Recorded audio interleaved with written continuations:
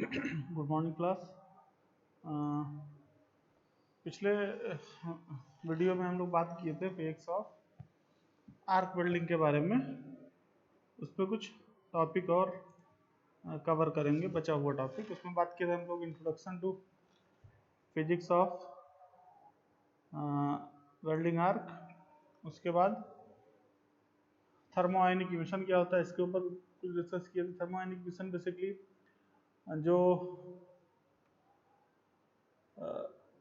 आपका electrode material है उसमें से इलेक्ट्रॉन इमिट करने के दो मेथड्स हो सकते हैं, या दो के अलावा और भी मेथड्स हो सकते हैं।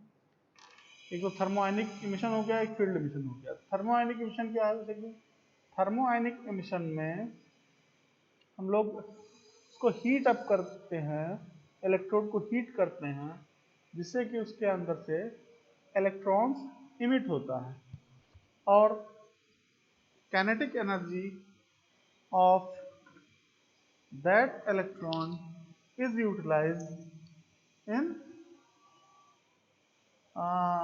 for welding purpose। ठीक है, ये चीज होता है। अब होता कैसे है? टेम्परेचर बढ़ने के साथ जो फ्री इलेक्ट्रॉन है वो इलेक्ट्रोड से बाहर निकलते हैं और इतना टेम्परेचर हम लोग उसमें प्रोवाइड करते हैं कि जितना पे बेस आपका जो बेस मटेरियल है या जो इलेक्ट्रोड है वो पिघलना शुरू कर दे। तो इसीलिए हम लोग नॉर्मली रिफ्रैक्टरी मटेरियल्स का इस्तेमाल करते हैं, टंगस्टन या कार्बन के कंपोनेंट्स, जिसका मेल्टिंग पॉइंट हाई हो। ठीक है। सेकेंड पॉइंट था फील्ड डिविजन। फील्ड डिविजन में क्या होता था? एक हाई पोटेंशियल डिफरेंस का एक फील्ड प्रोड्यूस करते हैं। उस फील्ड प्रोड्यूस करने से हमें क्या मिलता है? फ्री इलेक्ट्रॉन आपका पुल होके बाहर निकलता है।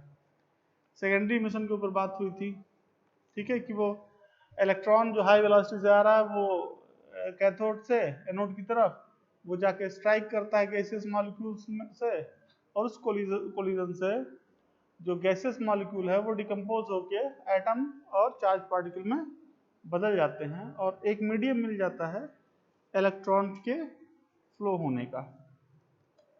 नेक्स्ट है प्लाज्मा। प्लाज्मा बेसिकली क्या है? प्लाज्मा आपका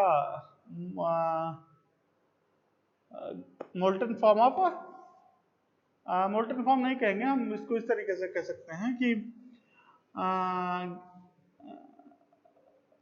आयन और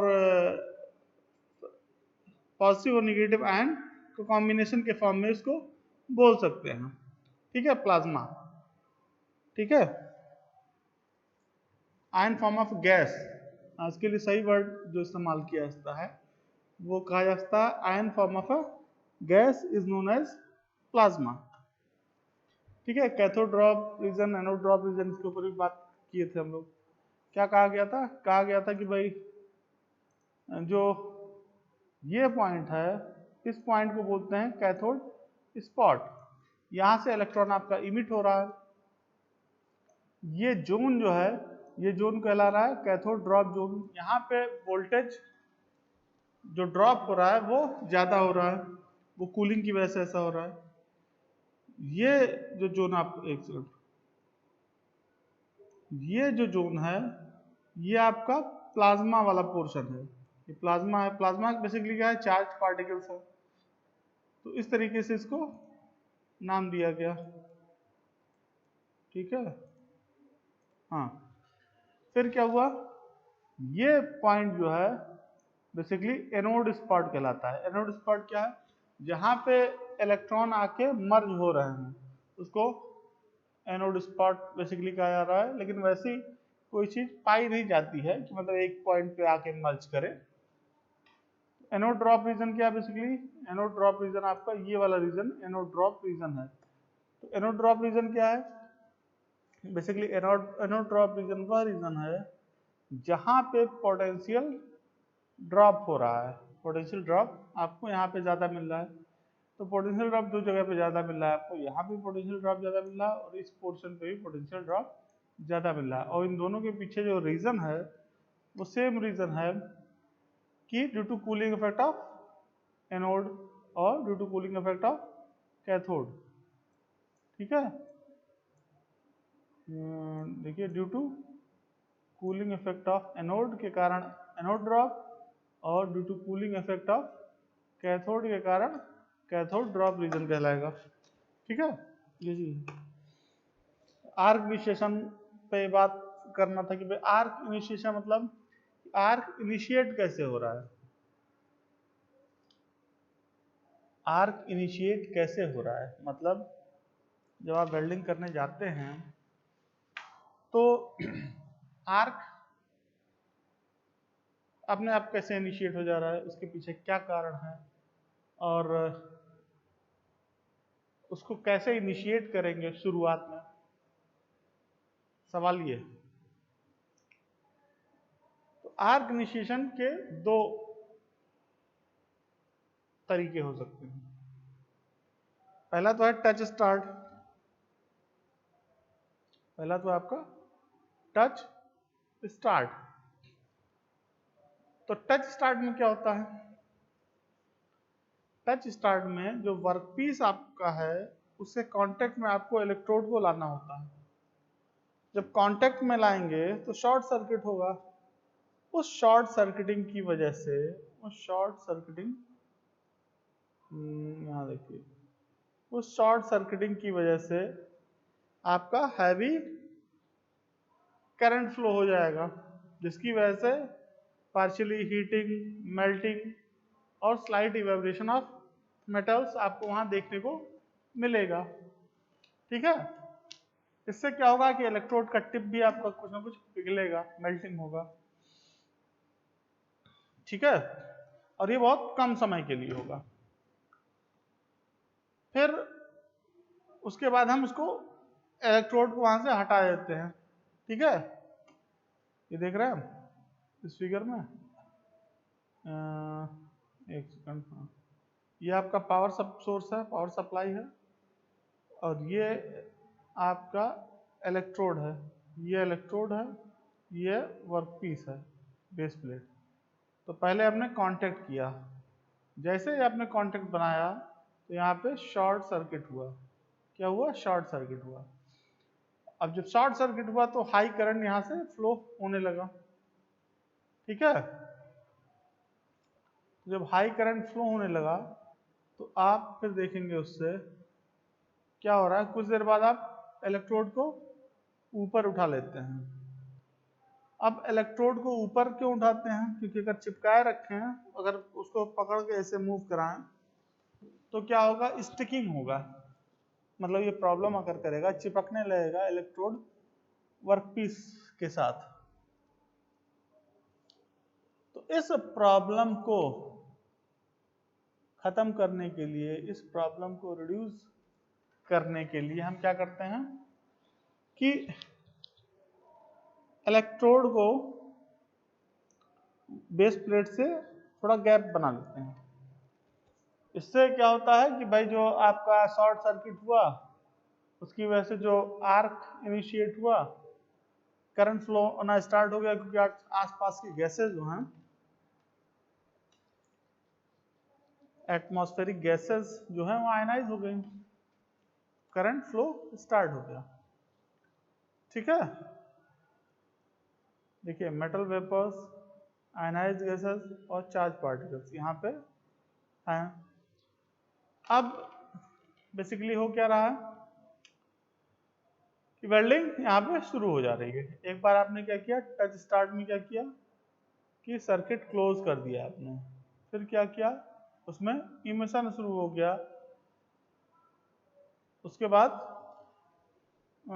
इलेक्ट्रोड को वर्कपीस से आपने कुछ गैप मेंटेन किया, उसकी वजह से गैसेस आपकी आयनाइज्ड हो गए, मेटल वेपर्स बनने लगे, चार्ज पार्टिकल्स का मूवमेंट होने लगा। ये तो हुआ टच स्टार्ट में। दूसरा है फील्ड स्टार्ट। इसमें क्या होता है, इसमें हम एक इलेक्ट्रोमैग्नेटिक फील्ड इमिशन का सहारा लेते हैं, हाई स्ट्रेंथ का इलेक्ट्रिक फील्ड एक प्रोवाइड करते हैं। और ये नॉर्मली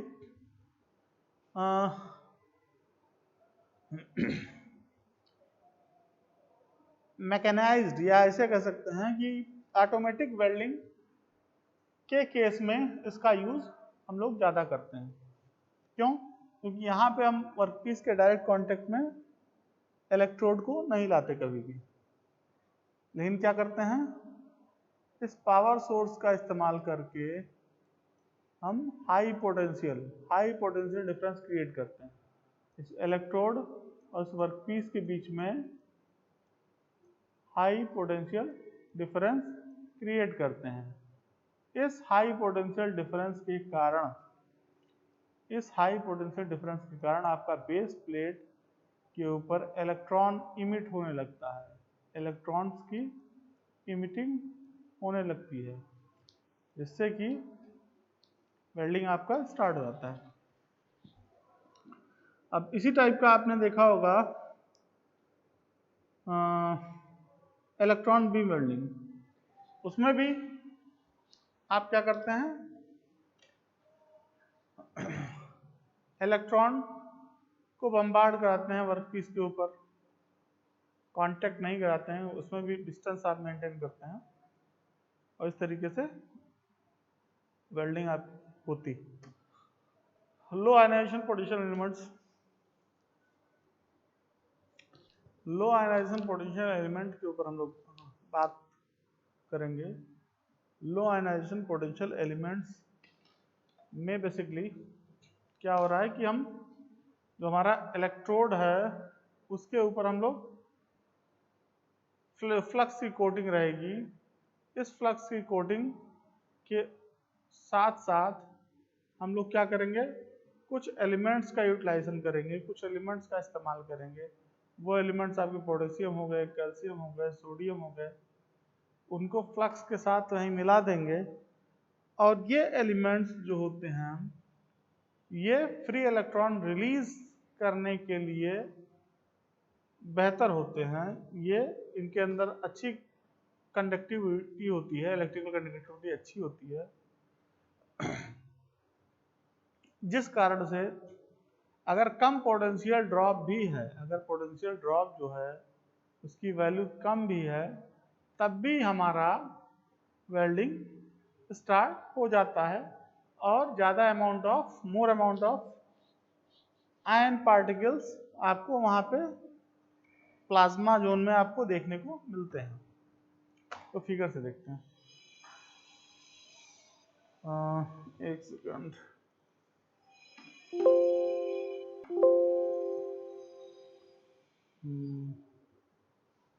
ठीक है, ये चीज है।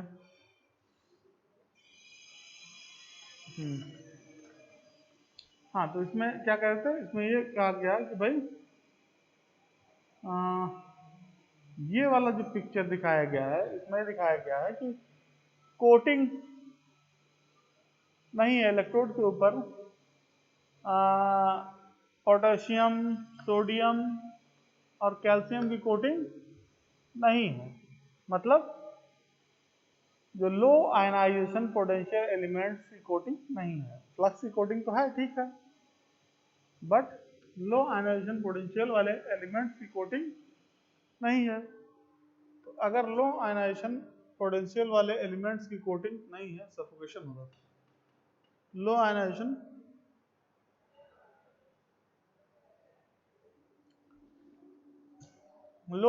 पोटेंशियल एलिमेंट्स की कोटिंग अगर नहीं है तो आपको क्या देखने को मिल रहा है, आपको देखने को मिल रहा है कि जो चार्ज पार्टिकल्स जो यहाँ पे आप इस्तेमाल कर रहे हैं, देख रहे हैं चार्ज पार्टिकल जिसको प्लाज्मा बोला जा रहा है, इसकी डेंसिटी कम है। कब? जब आप लो आयनाइजेशन पोटेंशियल वाले एलिमेंट्स का इस्तेमाल नहीं कर रहे हैं तब। लेकिन अगर आपने लो आयनाइजेशन पोटेंशियल वाले एलिमेंट्स को शामिल कर लिया, जैसे सोडियम, पोटेशियम और कैल्शियम एलिमेंट्स को आपने शामिल कर लिया, तब आप इस फिगर में देखिए सेकंड वाले फिगर में देखिए, आपने क्या किया, coating with low ionization potential elements. उसके बाद आपने क्या देखा, आपने देखा कि यहाँ पे जो चार्ज पार्टिकल, जो प्लाज्मा के अंदर जो चार्ज पार्टिकल्स हैं, इनकी डेंसिटी हाई हो जाती है। तो इसका मतलब अगर पोटेंशियल डिफरेंस कम है तब भी चार्ज पार्टिकल्स की डेंसिटी आपको ज़्यादा तब मिलेगी जब उसके ऊपर लो आयनाइजेशन पोटेंशियल एलिमेंट्स की कोटिंग की रहेगी। तो फिर आर्क कैरेक्टरिस्टिक्स के ऊपर बात हो रही थी। आर्क कैरेक्टरिस्टिक्स में बेसिकली क्या हो रहा है, welding arc characteristics shows variation in the arc voltage with welding current। इसमें क्या दिखाया गया कि भाई आर्क वोल्टेज और वेल्डिंग करंट में वेरिएशन शो किया गया। ठीक है, आर्क वोल्टेज और वेल्डिंग करंट में यहाँ वेरिएशन शो किया गया। और उस वेरिएशन में आपको क्या देखने को मिला, तीन तरीके के रीजन देखने को मिले, 3 रीजन। कौन कौन से, ड्रूपिंग, फ्लैट और राइजिंग कैरेक्टरिस्टिक्स। वेल्डिंग करंट के रिस्पेक्ट में वोल्टेज का वेरिएशन ही आर्क कैरेक्टरिस्टिक्स कहलाएगा। और इसमें 3 तरीके के रीजन्स को दिखाया गया है, ड्रूपिंग, फ्लैट और राइजिंग कैरेक्टरिस्टिक्स। इसमें देखिए, ये ड्रूप कैरेक्टरिस्टिक्स है, ये फ्लैट कैरेक्टरिस्टिक्स है, ये राइजिंग कैरेक्टरिस्टिक्स है। ठीक है, जब आर्क करंट आपका बढ़ रहा है तो वोल्टेज पे क्या फर्क पड़ रहा है, ये आपको देखने को मिल रहा है। ठीक है, वेल्डिंग आर्क कैरेक्टरिस्टिक कर्व बोला जाएगा इसको।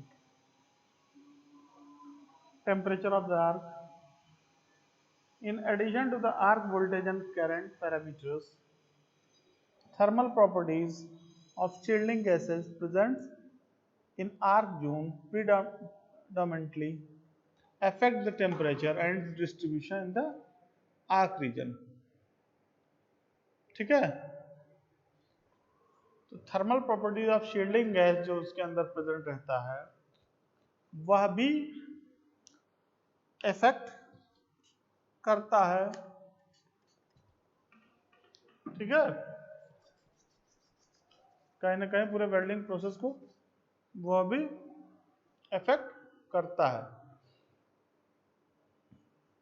ठीक है, जैसे जैसे आपका टेम्परेचर बढ़ता है वैसे वैसे आप ये पाएंगे जो फ्री इलेक्ट्रॉन्स हैं वो बाहर निकलेंगे।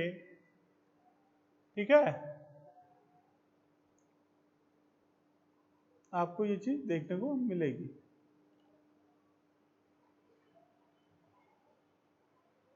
इलेक्ट्रोड बनाया गया है, ये आपका वर्कपीस है, ये मिडल वाला पोर्शन हॉटेस्ट पोर्शन है, इसका टेम्परेचर 20,000 डिग्री सेंटीग्रेड है। इसके बाहर जब आप जाएंगे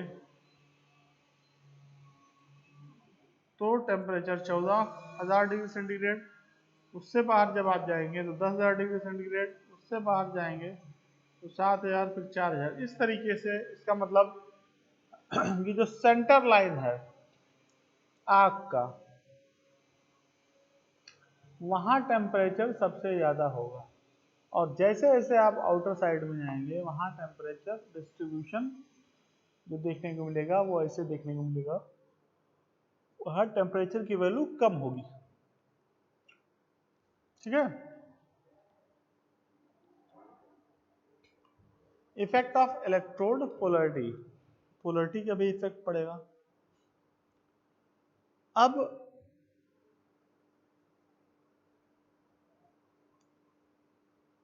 जो आप पावर सप्लाई इस्तेमाल करते हैं, उस पावर सप्लाई, को डीसी भी इस्तेमाल कर सकते हैं, एसी पावर सप्लाई भी इस्तेमाल कर सकते हैं। डीसी पावर सप्लाई जब आप इस्तेमाल करते हैं तो उसमें आप पोलैरिटी अपने सहूलियत के हिसाब से चेंज कर सकते हैं।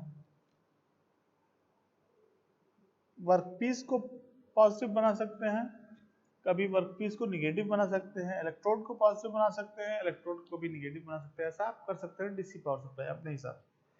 But in AC welding half of the cycle is straight polarity and half of the cycle is in reverse polarity। अब फिर बात आता है स्ट्रेट पोलरिटी क्या होता है। स्ट्रेट पोलरिटी का दूसरा नाम है डायरेक्ट करंट इलेक्ट्रोड निगेटिव। इसका मतलब जब इलेक्ट्रोड निगेटिव टर्मिनल पर होगा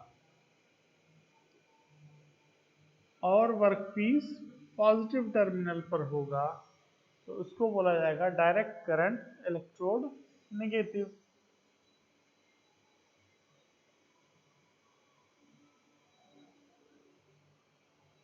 इसी का रिवर्स, जब इलेक्ट्रोड पॉजिटिव होगा, जब इलेक्ट्रोड पर टर्मिनल पॉजिटिव होगा और वर्कपीस निगेटिव होगा तो बोला जाएगा डायरेक्ट करंट इलेक्ट्रोड पॉजिटिव, या इसी को हम बोलेंगे रिवर्स पोलरिटी। ठीक है, इसी को बोलेंगे रिवर्स पोलरिटी, है ना।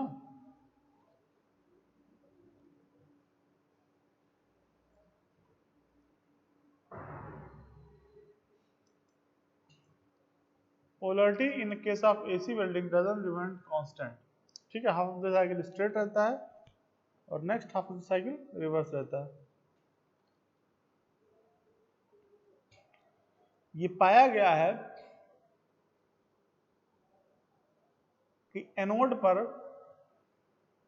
ज्यादा हीट जनरेट होता है, और ज्यादा कितना 2/3 of total heat of the total heat which is generated in DC welding, DC arc welding, about 2/3 of the heat is generated at the anode and 1/3 of the at the cathode। तो आप क्या चाहेंगे, आप ये चाहेंगे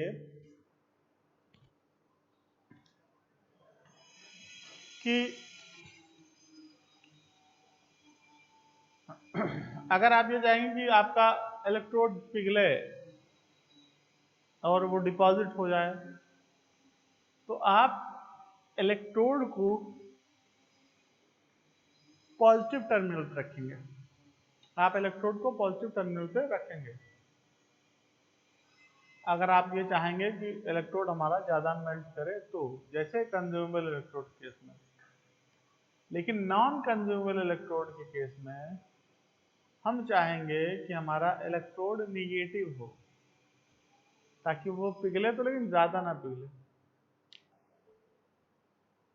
The differential heat generation at the anode and cathode is due to the fact that impact of high velocity electrons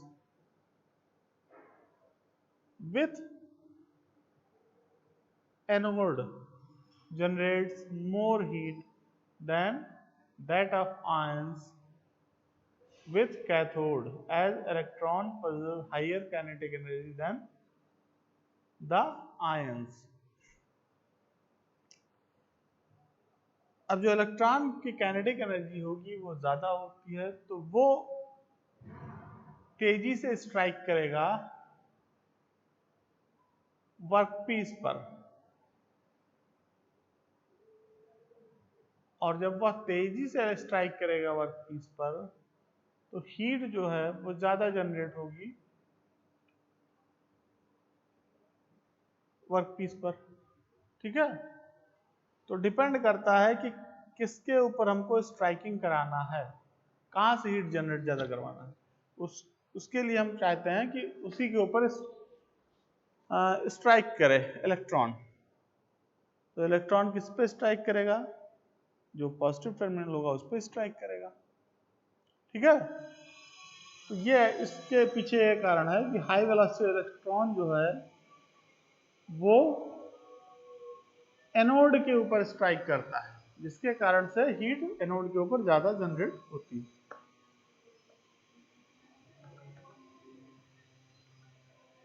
Ion being heavier than electrons does not get accelerated much so that it move at low velocity in arc region। Ion को एक आगे की behaviour होता है, उसमें उतना acceleration नहीं मिल पाता है, इसीलिए इलेक्ट्रॉन की काइनेटिक एनर्जी ज्यादा होती है और वह हाई वेलोसिटी से जाके स्ट्राइक करता है पॉजिटिव टर्मिनल पर, जिससे कि पॉजिटिव टर्मिनल पे हीट हमारी ज़्यादा जनरेट होती है। तो इसका क्या मतलब निकाला जाए, इसका क्या कॉन्सिक्वेंस हो, क्या इफेक्ट इसका पड़ेगा? इसका इफेक्ट ये पड़ेगा कि हम जहाँ चाहेंगे कि हीट जनरेट हो ज़्यादा, अगर हमें चाहिए कि भाई हीट हमें इस पर्टिकुलर रीजन में ज़्यादा जनरेट हो, तो उस पर्टिकुलर रीजन में हम क्या करेंगे? उस पर्टिकुलर रीजन में हम हीट ज़्यादा जनरेट कराने के लिए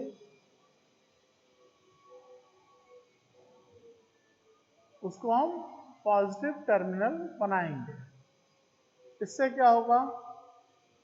इससे निगेटिव टर्मिनल से आपका इलेक्ट्रॉन आएगा और हाई वेलोसिटी से स्ट्राइक करेगा पॉजिटिव टर्मिनल पर, और पॉजिटिव टर्मिनल पर हीट ज़्यादा जनरेट हो जाएगी। जैसे अगर हमको चाहिए कंज्यूमेबल इलेक्ट्रोड, इलेक्ट्रोड कंज्यूम हो रहा है, तो हम उस पर ज़्यादा हीट जनरेट कराना चाहेंगे उस इलेक्ट्रोड पर जो कंज्यूमेबल होगा उस इलेक्ट्रोड पर।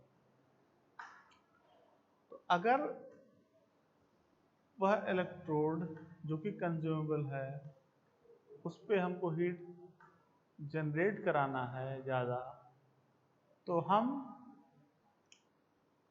उसको पॉजिटिव टर्मिनल बनाएंगे। ठीक है,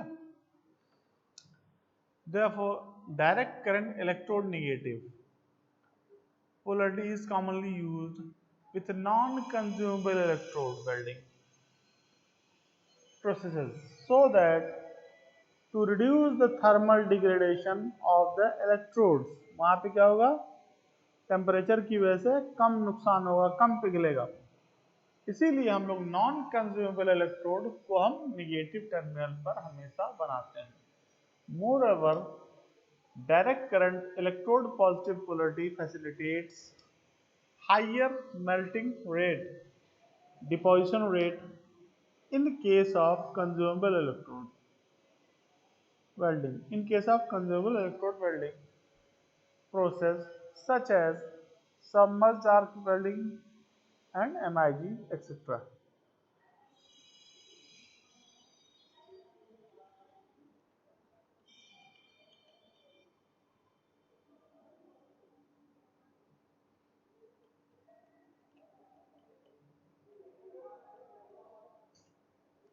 Comparison of AC and DC welding power source।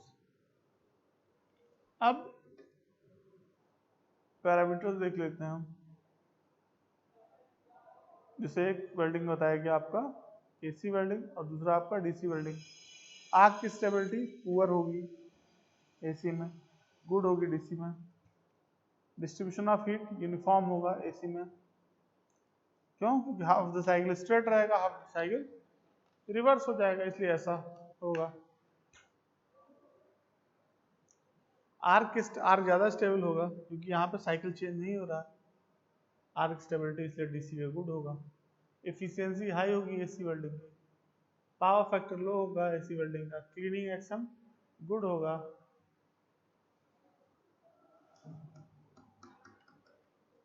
Maintenance less होगा एसी वेल्डिंग का, कॉस्ट लेस होगा एसी वेल्डिंग का। ठीक है। Arc efficiency, arc welding basically involves melting of paying surfaces of the base metal using heat generated by arc under a given set of welding conditions, that is welding current and arc voltage.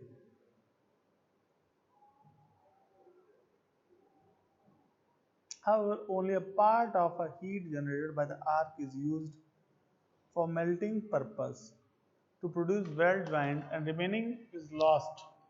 इसका मतलब maximum part आपका lost हो जाता है और उसका कुछ ही part welding में इस्तेमाल किया जाता है, जो हीट इन्वॉल्व होता है, जो हीट जनरेट होता है उसका, उसी के हिसाब से एफिशिएंसी आपकी निकलेगी। और वो जो लॉस होता है वो किस तरीके से, conduction to the base metal by convection and radiation to surrounding, इस तरीके से होता है।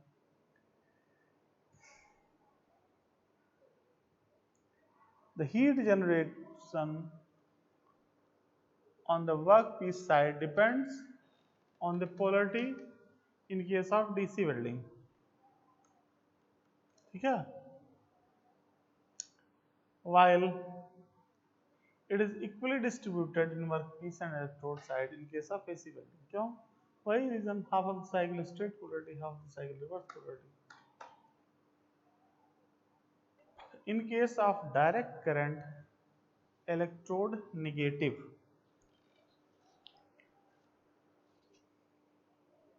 high heat generation at workpiece facilitates melting of base metal to develop a weld joint of thick plate।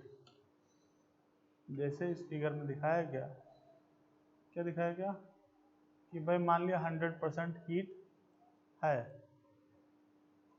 ना, तो इस 100% का 55% वर्क पीस पे जा रहा है, जिसमें से 45% वर्क पीस यूटिलाइज कर रहा है, 10% ये निकल जा रहा है इधर से, तो कॉन्टैक्ट सरफेस हो गया है।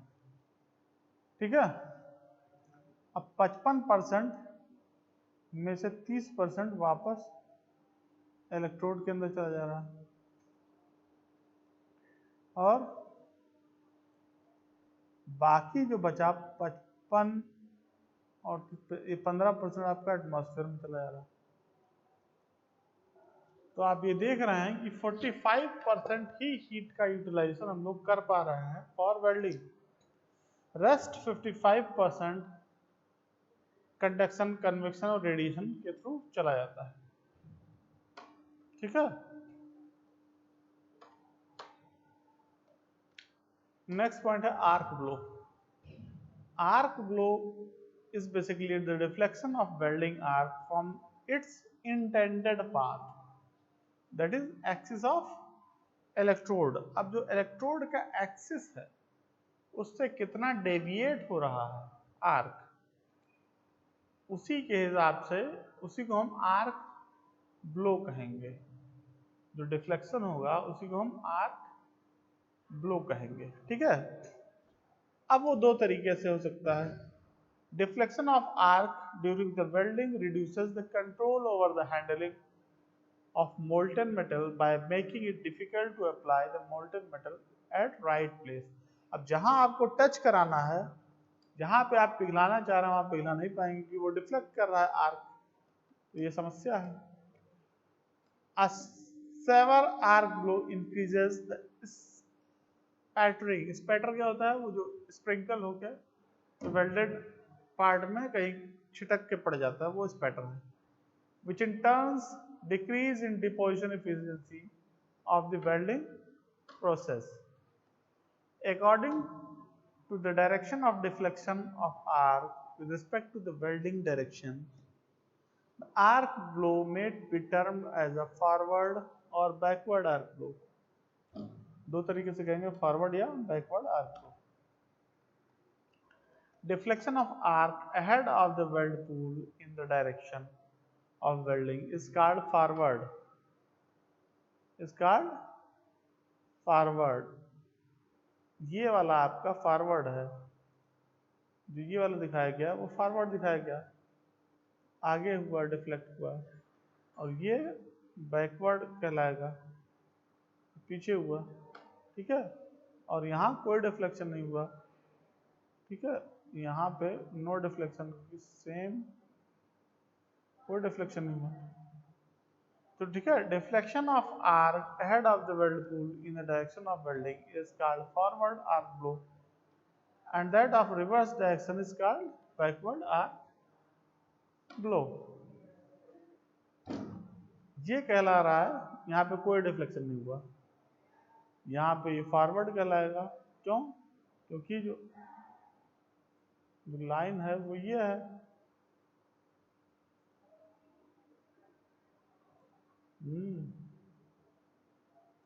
लाइन है और ये है। देखिए स्ट्रेट ये है,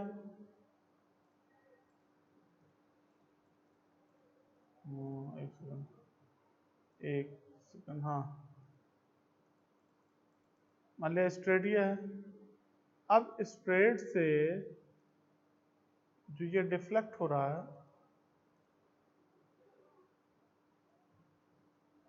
तो ये इसके फॉरवर्ड आ रहा है, इसलिए इसको फॉरवर्ड बोला गया।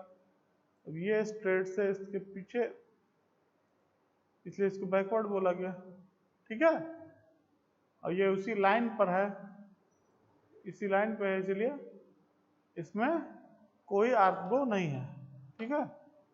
आर्क ब्लो बेसिकली है क्या? Deflection of welding arc from its intended path, या इलेक्ट्रोड का जो एक्सिस है उससे जो डिफ्लेक्शन होगा वही आर्क ब्लो कहलाएगा। Cause of arc blow, arc blow is mainly encountered during DC arc welding due to interaction between different electromagnetic field and around the welding arc. क्यों हो रहा है? Due to interaction between different electromagnetic fields, इसलिए arc blow हो रहा है। Incidences of the interaction between electromagnetic fields mainly occurs in the area where these fields are localized. There are two common situations of interaction between electromagnetic fields that can be